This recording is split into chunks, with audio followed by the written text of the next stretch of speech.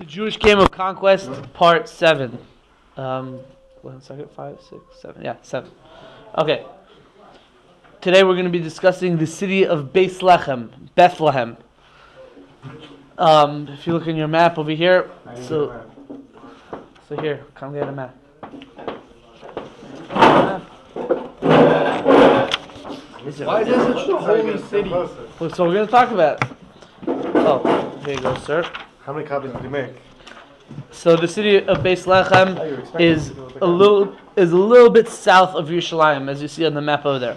It's a little bit south of Why do Yerushalayim. Christians think it's the holiest city? We will talk about that hopefully by the end of towards the end of the lesson. The city of the word Bethlehem literally means the house of bread. Base means house of, lechem means bread. In Arabic, lahem means meat. So in Arabic, the name Bethlehem means the house of meat. And archaeologists want to say that Bethlehem was actually named after a Babylonian god named Lachmu. So that's what they claim that the name Bethlehem is.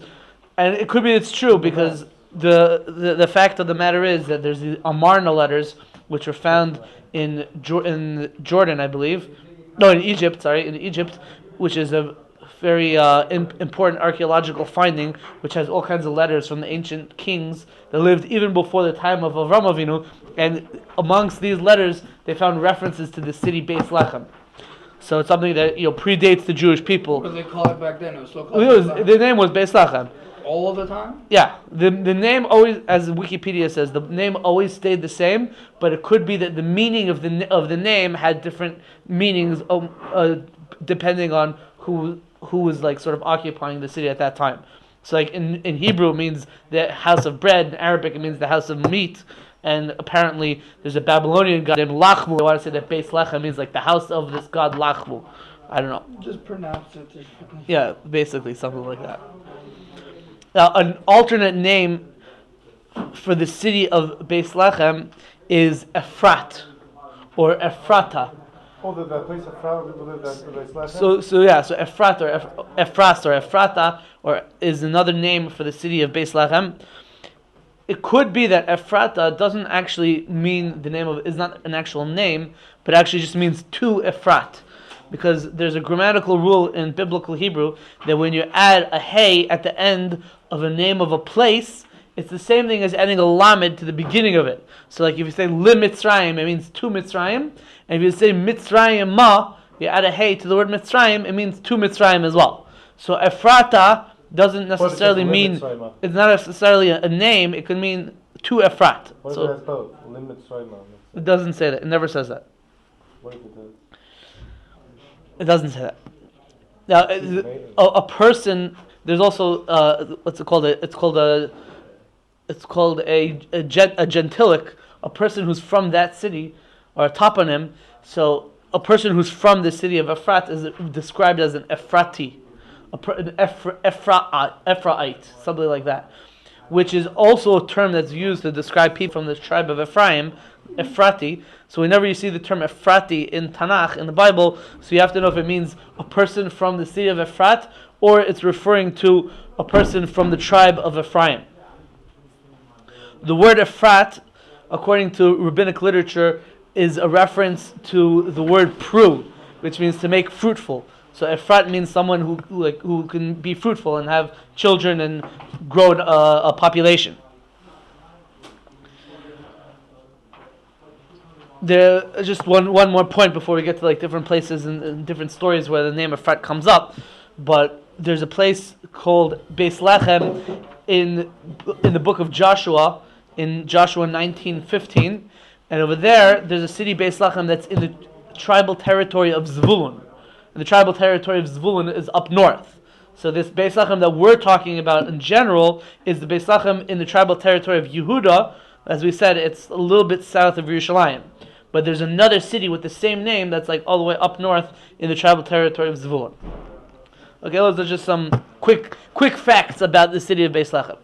The first place where the city of Bethlehem is mentioned is in next week's parsha, actually, in Parshas Vayishlach, when Yaakov Avinu is on his way back to Hebron. So we spoke about yesterday and 2 days ago Yesterday, 2 days ago, we spoke about that he went to Shechem, and 2 days ago we spoke about after he left Shechem, he went to Beis El, and today we're going to mention that between being in Beis El and actually getting back to Hebron, where his father Yitzchak was living, he actually had a somewhat bittersweet experience. They were on the journey this is in Genesis 35. They were on the journey, and they were journeying from Beis El, and they got to this place called Efrat, which we said is synonymous with Bethlehem. And Yaakov Avinu's wife Rachel went into labor. She was pregnant, and now she's giving birth, and she went into labor, and she had difficulty with the childbirth. And the midwife said to her, "Don't worry, you're going to have a son." And this was Rachel's second son, which is sort of in a contrast to Leah's 6 sons. So this is Rachel's second son. So it's sort of like it's a big happy occasion, a big simcha over there. And so Rachel's, I'm going to have a son. And then as she was dying, so she was having a lot of pain in her labor, and it wasn't going so well, and she ended up dying as she was giving birth to her son. And before she died, she called him Ben Oni, the son of my affliction. And then his father, the kid's father, Yaakov, called the kid Binyamin. Instead of Ben Oni, he called him Binyamin, which means the son of the right. Right? So that's the story of Rachel giving birth. And what happened was that she died over there in this place called Efrat or Bethlehem, and she was buried there on this place, on this site of Bethlehem / Efrat, and Yaakov buried her there, and that's where Rachel is buried to this very day. So the father could change the name. What? Yeah, the father changed the name. It's an interesting point. Why is Binyamin called Binyamin, the son of the right? Binyamin, right? What's right as opposed to the left? That was not a political statement. Right? Why is he called the son of the right? So the way we understand it is like this. So you've been listening to too much Ben Shapiro, right? So exactly. so the way I understand it is like this: the default position of a man, like when Adam was first created, he was created facing eastwards, because we understand that the Shekhinah, the holy presence of Hashem, is in the east, and so facing eastwards. So you have north, which is to your left, and you have south, which is to your right. Now all of Yaakov Avinu had 12 sons. 11 out of 12 sons were born in Haran, which is to the north. So they're on the left.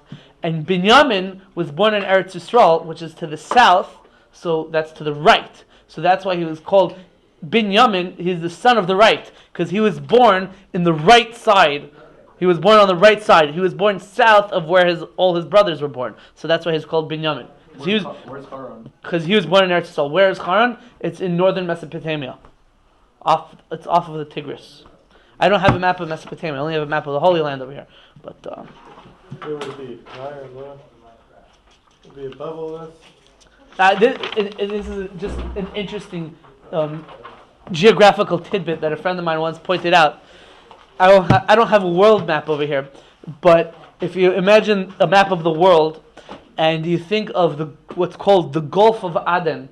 The Gulf of Aden is a body of water that's in between the Arabian Peninsula and the Horn of Africa. Yeah. So imagine if you're going up the Gulf of Aden, you're going northwards up the Gulf of Aden. So on your right side is the country of Yemen, and on your left side is the country of Somalia, which is very interesting because in Hebrew the word for right is Yemen, and the word for left is small. So Yemen and Somalia is like right and left. It's just it's a very interesting phenomenon. In which language? And what's the middle? That's the name of the country. No, which language? Yemen and Somalia. In Hebrew, Yemen means right and small means left. That's crazy. And where do you have to be for that to work out geographically? It's called the Gulf of Aden. No, if you're going It's this body of water in between the horn, the northwestern horn, northeastern horn of Africa, and the southern tip of the Arabian Peninsula. Because Morocco's northeast. It's northwest. No, northeast. No. No, Morocco's northwest, my friend. No, Morocco's northwest. Yes, Northwest. Morocco's northwest. Oh.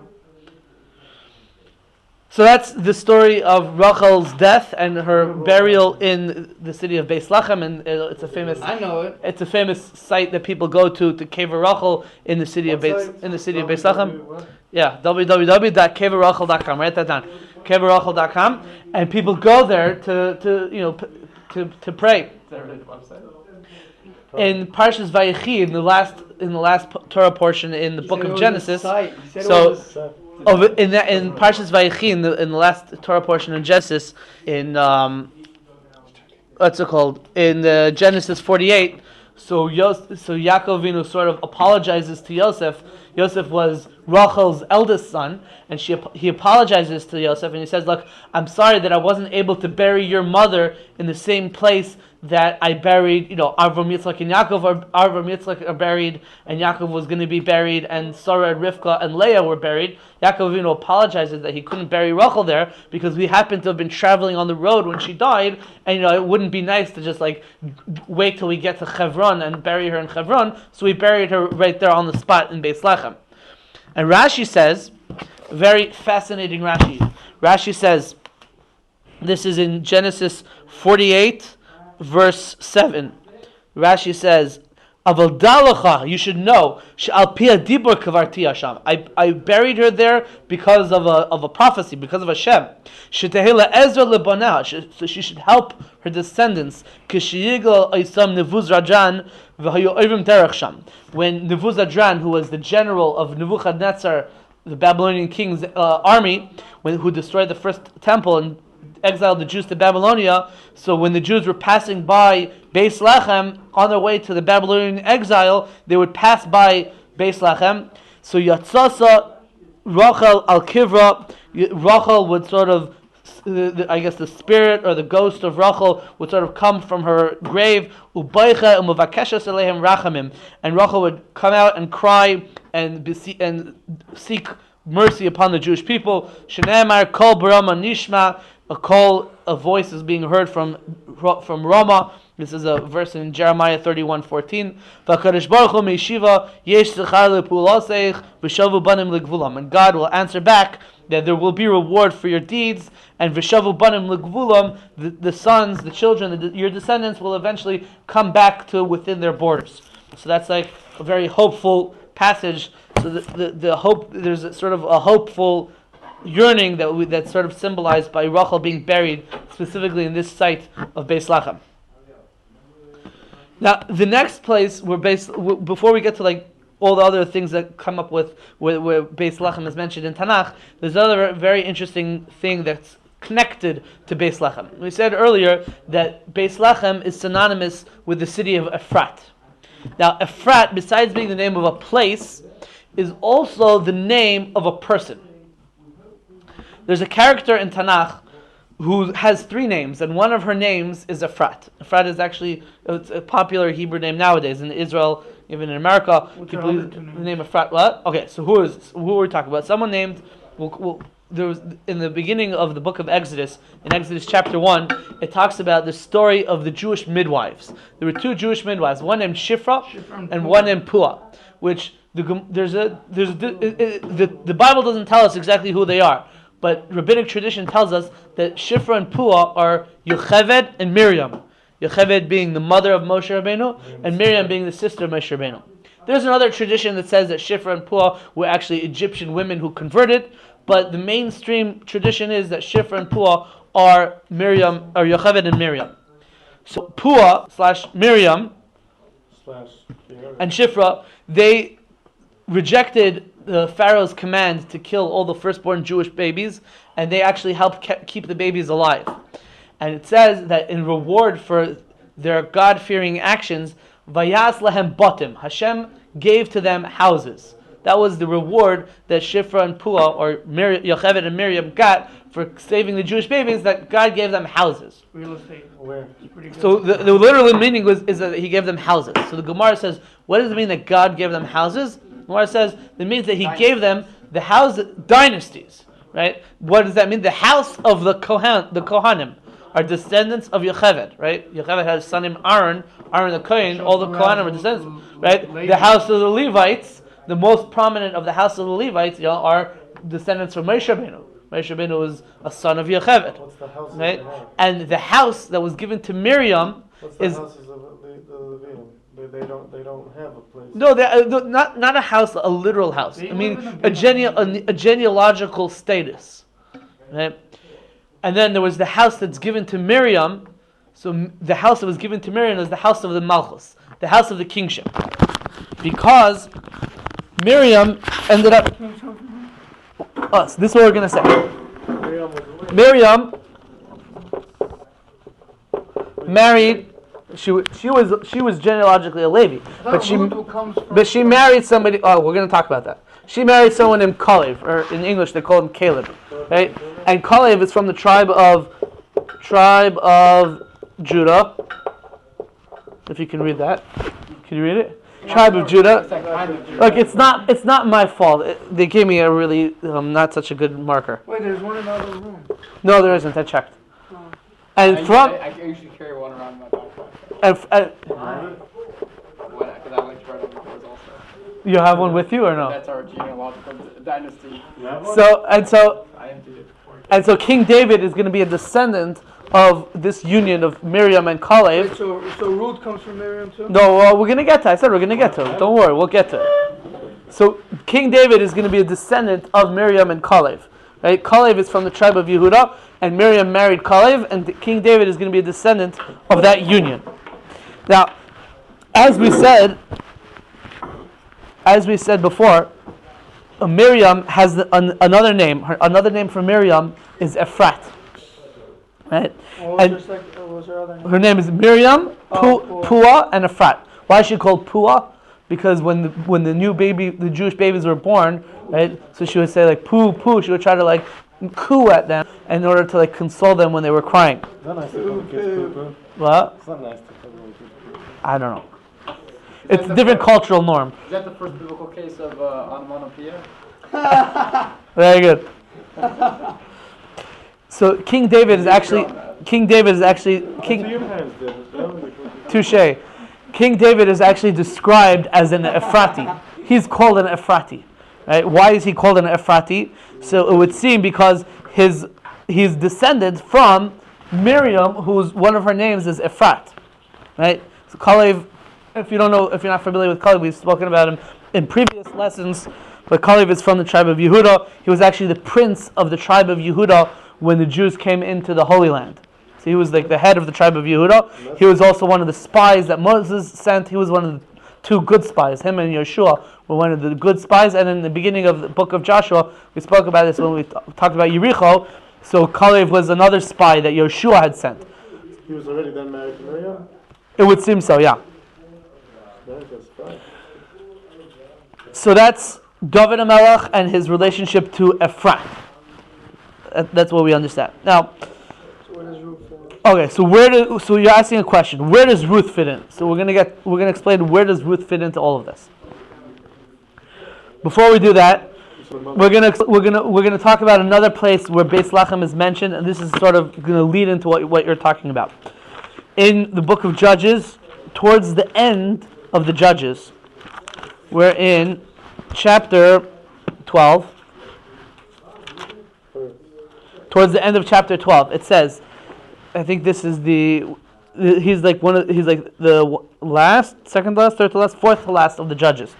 It says, Vayishbeit acharav es Yisrael ivtzan mi Beis Lochem. After Yiftach, after Jephthah, so the judge of the Jewish people, his name was Ivtzan, and he was from Beis Lochem. And he had 30 sons and 30 daughters. Wow. And he was the judge of the Jewish people for 7 years, and then he died, and he was buried in Beis Lechem. 30 sons and 30 daughters. So there's this character Ivtzan who's from Beis Lechem, and he was a judge for 7 years, and he died in Beis Lechem. And the book of Judges doesn't really tell us much more about who this Ivtzan character is. One wife or from here? It doesn't say. However, in the Gemara Bava Basra, it says that this person, Ivtzan, is another name for another character in the Bible, in the book of Ruth, whose name is Boaz. So Ivtzan and Boaz is the same person, and what actually happened was, that even though Ivtzan had 30 sons and 30 daughters, they all ended up dying, possibly as a punishment for some sort of social snub, that Ivtzan didn't invite Manoach to some of his happy occasions, to different simchas, so therefore he got punished, and all of his children died, and then Boaz / Ivtzan ended up childless in his old age. Who's Manoah? Well, Manoach was the father of Shimshon. It's a whole different story. I don't want to get into it, but that's just who he was. Where's all this from? Well, this is a Gemara in Bava Basra on page 91a through 91b. Okay. So now we get to the book of Ruth. I know you're waiting the whole night to get to the book of Ruth, right? I have a personal interest. I call it biblical genealogy. No, it's a personal interest called biblical genealogy. Not many people follow this field of study. But to understand the book of Ruth, you have to understand a little bit of the genealogy of what was going on over here. There was a man in the time of when the Jews were coming out of Egypt. His name was Nachshon, the son of Aminadav. Nachshon ben Aminadav was a very important person, also from the tribe of Yehuda. He's most known for being the first person to jump into the Red Sea before the sea split. And so, It's in that Gulf that you were talking about. what? The Red Sea's in that Gulf. No, that's a different Gulf. No, it's the same Gulf. I'm not sure if you're right. I'll have to look it up. But Nachshon ben Aminadav was also the prince of the tribe of Yehuda. But he was the prince of the tribe of Yehuda in the second year from the Exodus. Not when they entered the land, he like Kalev was, but he was the prince in the earlier times. And he was actually the brother-in-law of Aaron HaKohen. Right? It says that Aaron, Moshe Rabbeinu's brother, had married a woman named Elisheva, the daughter of Aminadav, and she was the sister of Nachshon. So Nachshon is like, he's up there. He's up there by the no. It says Elisheva bas Aminadav achos Nachshon. So it's telling us that she was his sister. So Nachshon ben Aminadav is like up there amongst the noblemen of the Jewish people.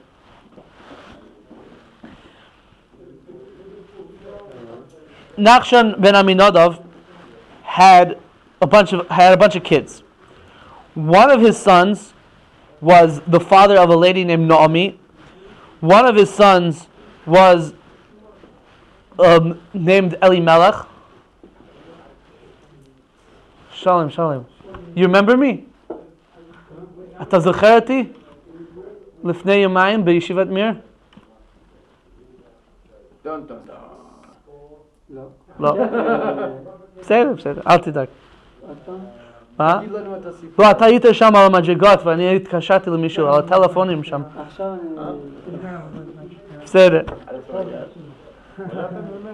What? He was on this. No, this guy was standing next to me for like 15 minutes. I was on the phone with somebody for like 15 minutes, and he was standing there, collecting money, and we were standing right next to each other. We know each other for decades from the Sherman and Learning Base letters. He's American, this guy, no? Where is he? Obviously not. Yeah. I don't know. Because I thought he was speaking English to other people. Anyways, okay, we're getting off the track. Nachshon ben Aminadav had a bunch of sons. One was the father of Naomi. One was named Elimelech. One was named Salmon. And one, his name is not given in the book of Ruth, but his name is his sort of known anonymously as Ploni Almoni, which is just an anonymous way of saying it. John Doe, right? Unspecified name. And according to rabbinic tradition, it could be that his name was Tov, which literally means good. So these are the children of Nachshon ben Aminadav. Again, the father of a lady named Naomi, a father of Naomi, a guy named Elimelech, a guy named Salmon, and a guy named Ploni Almoni. Or his nom de plume was Ploni Almoni. Now Elimelech was married to Naomi, who happened to be his niece, right? Because Naomi's father was Elimelech's brother. So Elimelech was married to Naomi. And Elimelech was a very important person in his generation. The Gemara says that Elimelech was one of the Gedolei Ador. He was one of the great people of his generation. And as the book of Ruth tells us, in the generation of Elimelech, there was a famine in the Holy Land, And Elimelech, instead of staying in the Holy Land, he went to Moab. He left the Holy Land and he went to Moab. Now, Elimelech, in the beginning of the book of Ruth, is described as Vayhi b'mei shufayt hashayvtim, vayelech ish mi Beis Lechem Yehuda. He went from Beis Lechem Yehuda. A man in the time of the judges went from Beis Lechem Yehuda, logur b'stei Moab, to settle in the land of, in the field of Moab. Hu v'ishtay ushtei banav. He and his wife and his two sons. And then it says, who is this man? The name of this man is Elimelech, and the name of his two sons are Machlon and Kilion, and they are Ephrasim. They are described as Ephrasim from Beis Lechem Yehuda, from the city of Beis Lechem in Yehuda, and they left Beis Lechem and they went to the city of. They went to live in the city of in the territory of Moab. They left Eretz Yisrael. The Gemara tells us. I mean, it says over there in the book of Ruth that Machlon and Kilion married Moabite women. Machlon married Ruth, and Kilion married Orpah, if I'm not mistaken. And so they married these Moabite women. And what happened eventually? What? The Moabites, where do they live? Moabites, they live. It's not. You're not going to see it quite on this map. Was it one from Ammon? That's the Red Sea. Yeah. Yemen. Oh, you're right. I'm sorry. You're right. Okay, you win. For the record, he wins. The Red Sea is off of the Gulf of Aden. And that's what they crossed. Are you from Yemen? Moabite territory. Yeah, you are. That's way too big. I feel like Moabite territory. Wait, is it one from Ammon, one from Moab? Yeah. Weren't they both different princesses from different countries? No. So who are, I thought they were both Moabite territory They were sisters? is east of the Jordan River. So it's in Jordan. Yeah. They were sisters? I thought they were both princesses from different countries. One was from Ammon, one was Is the modern day kingdom of Jordan related to the Moabites? Why would you say that? Because King Hussein or whatever it is? No, the modern day kingdom, the modern day kingdom of Jordan, the Hashemite kingdom, they're ethnically what we would call Palestinian Arabs. They're probably they're some sort of tribe of Bedouins, basically. No connection to any biblical. No, the Moabites, the Ammonites, all these biblical nations were sort of mixed up by Sancherib, the king of Assyria, when he conquered the civilized world. He mixed up almost all the biblical nations. We don't know who's Ammonite, Egyptian, Moabite. These people don't exist anymore as a people. Everyone got mixed up together. What are you saying? The people in Egypt aren't the real Egyptians. Correct. It happens to be it's a machlekes between the Rambam and the Rosh, whether we say that maybe the Egyptians returned afterwards, and that there's a prohibition of marrying a first and second generation Egyptian convert. And so, if a person from Egypt converts, it's a machlekes between the Rambam and the Rosh if such a person is allowed to marry a regular Jew. And the Shulchan Aruch actually brings both opinions. I don't know what people do myself, but they marry their own people. They're another convert like that. What were they called? The people who came out of Mitzrayim? Erev Rav? Yeah, that has nothing to do with what we're talking about.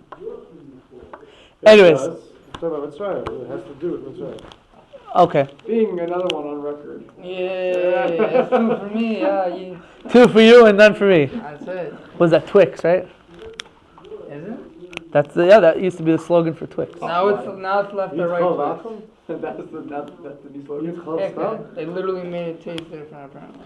Okay, so what happens is the Gemara says that there was a criticism. They're princesses, they're not. There's a criticism against Elimelech and his family for leaving the Holy Land, because Elimelech was a very important person, a very prominent person, very rich person, and there was a famine in the Holy Land. He could have sustained, through his personal wealth, he could have sustained the entire Jewish people should he have stayed. But instead, he decided to irk his responsibility and skimp out, leave the Holy Land, and just hang out with the Moabites. And therefore, he was punished. And what was the punishment? He died, and two sons died. And so his widow, Naomi, was left with. He also became poor. Yeah, he lost all his money, and he died, and his two sons died, and his widow, Naomi, was left with her two daughters-in-law without any sons. Right, with Ruth and Orpah. And so what happens is that Naomi decides that she's going to go back to the Holy Land, and she's going to try to find her old relatives from Beis Lechem, from the Ephrasim, from Bethlehem, and she's gonna. There's a halacha like this. There's a halacha called the levirate marriage, yibum, and that halacha says that if a man dies without any children, so his brother has a halachic obligation to marry the widow and sort of take care of her. It's a certain responsibility. But there's a conceptually related concept that a person's relative is supposed to help out his poor relatives. If someone is so poor that they had to sell their field and move elsewhere or whatever, so your cousin, your nephew, your uncle, whatever, is supposed to help you out, help you buy back your field, help you get back on your feet. And so Naomi's plan was that she's going to go to the Holy Land as a pauper and try to get her family to sort of help her out and rely on them. And so she decides she's going to go back to the Holy Land. And so she takes leave of her two daughters-in-law, and basically her daughter-in-law Orpah decides she's not going with Naomi, she stays in the land of Moab, and Ruth, to become the mother of Goliath, yeah. And Ruth ends up staying. Ruth ends up staying with Naomi, and she goes to the Holy Land with Naomi, even though she's coming as a complete stranger, as a Gyaris. Arpa stayed very long, and then she switched around in the middle. Yes, and Arpa left, and the Gemara says that night that Arpa left, she had relations with 100 men and one dog, and from that Goliath was born. I think it was born from the cat. I think it was born from the legend from the calendar. My brother-in-law. Goliath came from a dog? He wanted 100 men and one dog. And so Ruth, Ruth goes and so Ruth helps out her poor mother-in-law, who's a widow. She's an older lady. She doesn't have the ability to make a parnasa, and she would go out and she would go to the fields and she would gather what's called leket, shikha, and peah. There's certain halachic, not really tithes, but sort of halachically mandated charity that a person is supposed to give from their field. For example, if they're not truma. Truma goes to a Kayan, Meister goes to a Levi. There's certain halachically mandated charities that are supposed to go to poor people. Leket means like if you're harvesting different stalks and you forget one and it falls on the floor and you don't pick it up, so you leave it there so that the poor people can come pick it up. Shikha is if you have bundles and you forgot to bring one of the bundles into your house, so you have to leave it there for the poor people. So how come there's a whole in Baba, what's it called? Baba Mitzvah, how come there's a whole thing? If you see a bundle on the street, you have to make a, what's it called? No, that's maybe it's if it's on the street and it already belongs to somebody. This is if it's in the field and you left it in the field. You forgot to bring it inside the house, so then you're supposed to leave it there for the poor people. And so that's what Ruth was doing. Ruth was helping out her mother-in-law by bringing in the produce in that way and sustaining her in that way. And she was doing this great chesed, this great kindness for her mother-in-law. She was a princess. Well, Ruth herself personally, she came from what do they call it? Higher blood, right? She's from a high class family. She was a granddaughter of the king of Moab, and she sort of exerted herself to try to help her mother-in-law, and she pushed herself into doing that. So Naomi's cousin, Naomi, we said Naomi had a brother who was also a brother of Elimelech, Naomi's husband. Naomi had an uncle named Salmon, and Salmon, who's also named Salma, had a son named Boaz. And Boaz, as we said, the Gemara says, Boaz was this judge, Iv's son, who's mentioned in the book of Judges. And so Boaz took a special liking to Ruth. He saw that she was very kind, and that she was doing the right thing, and she was helping out, doing chesed for Ruth, for Naomi. And so Naomi decides that what she should do is she should make sure that Ruth ends up getting married to Boaz. And so she sets up this whole idea that Ruth is going to end up meeting Boaz late at night in the granary.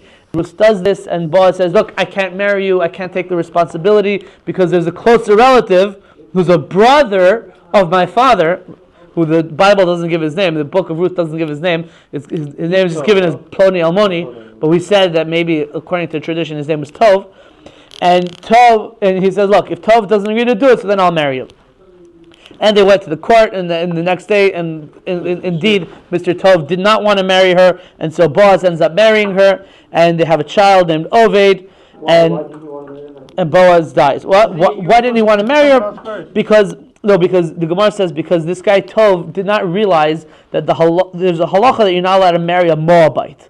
An Ammonite and a Moabite are not allowed to marry, and they're not allowed to join the regular congregation. But the halacha is that it only applies to the Moabite men, but not Moab women, right? But this guy Tov was worried maybe they're going to overturn this halacha, and then retroactively I'll be violating this halacha. So I don't want to rely on this tradition. So how come that guy? So how come the other guy? But Boaz, no, he knew that no, this is a real tradition. Halacha l'Moshe Sinai. This is a tradition all the way from Moses at Sinai. It will never be overturned, and there's no problem marrying her. And indeed, he married her. According to one tradition, not long after he married her, he actually ended up dying. But the point is, the point is, You don't talk about it. He died the night of the wedding. Yeah, the point is that Ruth. The point is that Ruth had a son with Boaz named Oved. Oved had a son named Yishai or Jesse. Jesse was the father of King David. Yay! So now we've reached King David. Wait, but how do we get to Goya? So the dog and what's the yichus over there? How does it get from the dog to Goya? Now we've reached King David. King David is also described as having been from Bethlehem. If you look in the book of Shmuel, Samuel, Shmuel Aleph Perek Tez Zayin. Isn't Goliath Orpah's grandson? Orpah's son? Yes, we already spoke about that. We said that like 3 times already. It's when I was napping? Right around that time. First he said it, then I said it, then he said it again. Oh, he was amazed by it. He's a son of it. Anyways, I'm still waiting for you to say it. what time is it, by the way? We don't know who the father is. All right, I guess we'll have to. There's a lot more to talk about. Just tell me, can you tell me real quick before I leave, why is it such a holy city for Christian people, Bethlehem? Why is it such a holy city for Christian people? Because in the book of Micha, it talks about that Mashiach is going to be from Bethlehem, and it doesn't mean that he's going to be physically from the city of Bethlehem. Rather, it means he's going to be a descendant from this family that comes from Bethlehem, and that's the family of King David. What, the book of Micha? They don't know. It's from what they call the Old Testament. We're going to have to stop over here. No, we want more. It's already 5 o'clock. We have to go. You don't. I have to go. We have to leave.